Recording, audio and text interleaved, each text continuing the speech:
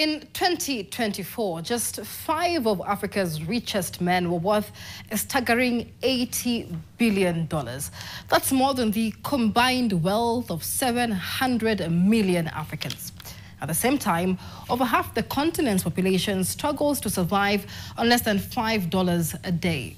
Tonight on Unpacked, we take a closer look at Africa's billionaire boom and the growing divide between the few who have it all and the millions who are being left behind.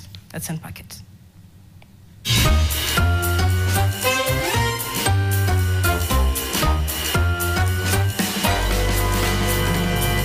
Let's talk about Africa's billionaire boom.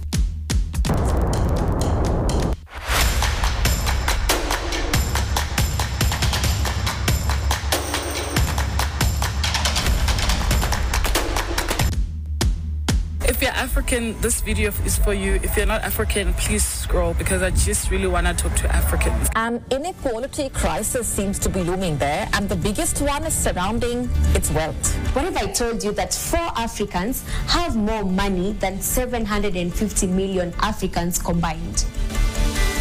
Number 1 on our list is South Africa, number 2 is Egypt, number 3 is Nigeria, and number 4 is Morocco.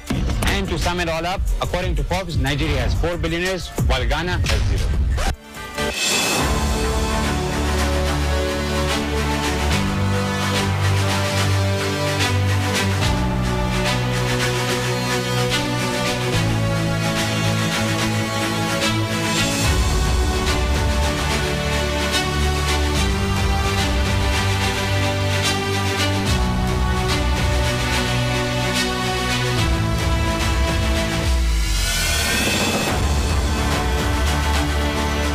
In 2024, the 5 richest Africans were worth over $80 billion. That's more than what 700 million Africans, half the continent, on combined.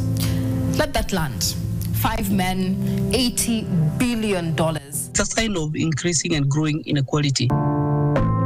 Meanwhile, across Africa, 1 in every 3 young people can't find a job. Our economic policies have not done enough to reduce those income and wealth inequalities so many years after our colonial past. What it speaks to is the fact that there's very little competition that's been allowed to thrive within the African economies, and that a few are able to capture the key sectors of the economy that are driving Africa's growth, and are able to capture it either by the relationships they have with the governments that exist, or by the fact that they've been able to accrue a significant amount of capital, either through backgrounds that they've had in terms of familial wealth or relationships that have enabled them to reach at the very top.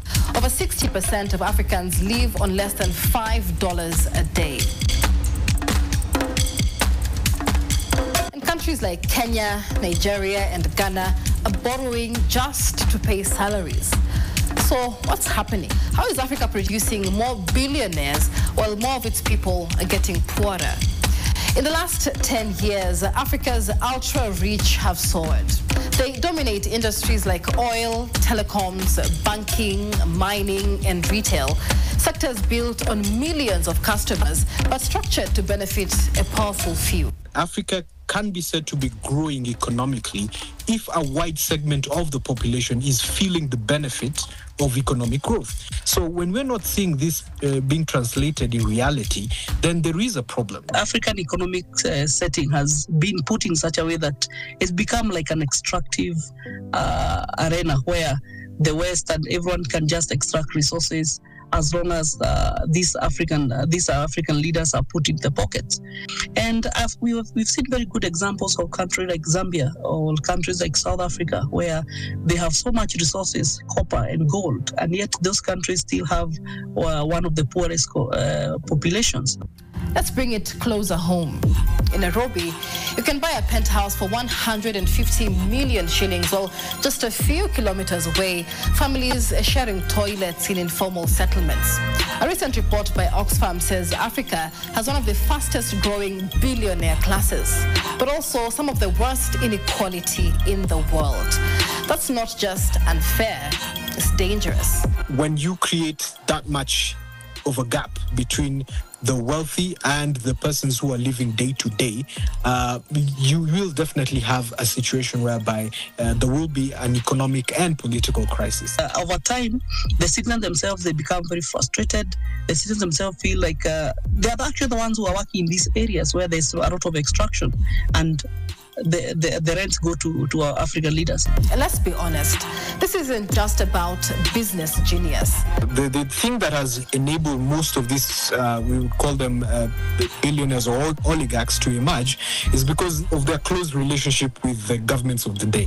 How they manipulate the regulatory regimes of the day, how you access licensing for either oil and gas, for telecoms, spectrum licenses. For example, those countries that are rich in minerals, is that we also see that the people who come to settle there to be able to do extraction of resources are not local companies, are not local citizens who have gone to school to become engineers. No, it is companies from outside. I think it's something that we need to begin asking ourselves: how do we ensure that the investors are homegrown, the investments that they make are reinvested back in the continent, and then we will see that we will not only be creating new billionaires, but billionaires who are investing back in the continent. We've seen Dangote do a bit more of that, and now we have the continent exporting oil to the US, and it's something that's happened because Dangote insisted that he needs to invest the money that he has out of his other businesses in African refining. But it's also a wake-up call to the citizens of the land. If I would encourage the citizens of the land, is the citizens must also wake up and say, okay, now this is enough is enough. We must also rise up. These are our resources. They should actually benefit our children. They should also benefit our generation. But most of the citizens of these countries are so poor such that they lack a voice. So is Africa getting richer, or is wealth just getting tighter, higher, and harder to reach? Because a billionaire boom doesn't mean prosperity if 90% of people are locked out of the system. The urgency of our leadership in our countries to step in and correct this mismatch urgently can never be overemphasized.